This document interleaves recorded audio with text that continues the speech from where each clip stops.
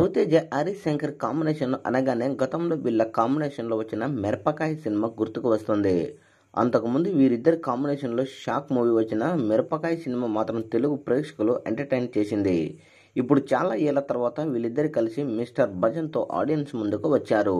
స్వాతంత్ర దినోత్సవం కానుకగా విడుదలైన ఈ యొక్క సినిమా ప్రేక్షకులను మెప్పించిందా లేదా అనేది మనం చూద్దాం.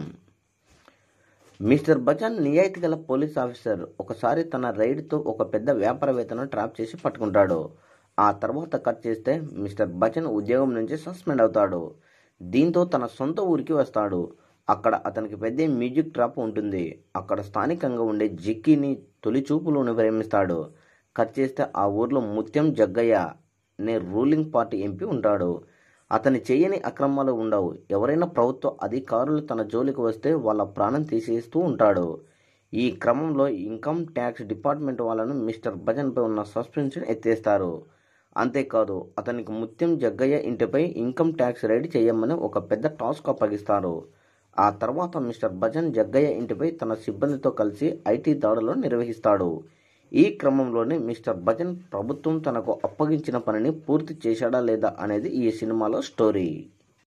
ఇక నటీనటుల విషయానికి వస్తే రవితేజకు ఇలాంటి ఊరమ్మాస్ క్యారెక్టర్ కొత్త కాదు. డాన్ సీన్ తర్వాత మరోసారి అమితాబ్ బచ్చన్ పేరుతో మిస్టర్ భజన్గా తనదైన శైలిలో నటించి మెప్పించాడు. అటు నిజాయితీ గల ఇన్కమ్ ట్యాక్స్ ఆఫీసర్ పాత్రలో మంచి నటనే కనబరిచాడు. జగపతి బాబు నటన గురించి కొత్తగా చెప్పాల్సిన పని లేదు.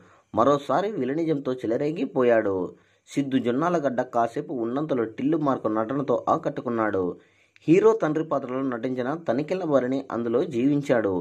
హీరోయిన్ భాగ్యశ్రీ తొలి సినిమాతోనే తన పాత్ర డబ్బింగ్ చెప్పుకోవడంతో పాటు ఎమోషనల్ సీన్స్ పండించింది.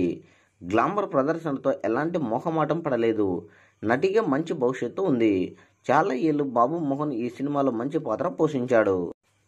మిస్టర్ బచ్చన్ యొక్క మూవీపై మీ అభిప్రాయాన్ని కామెంట్ కూడా తెలియజేయండి.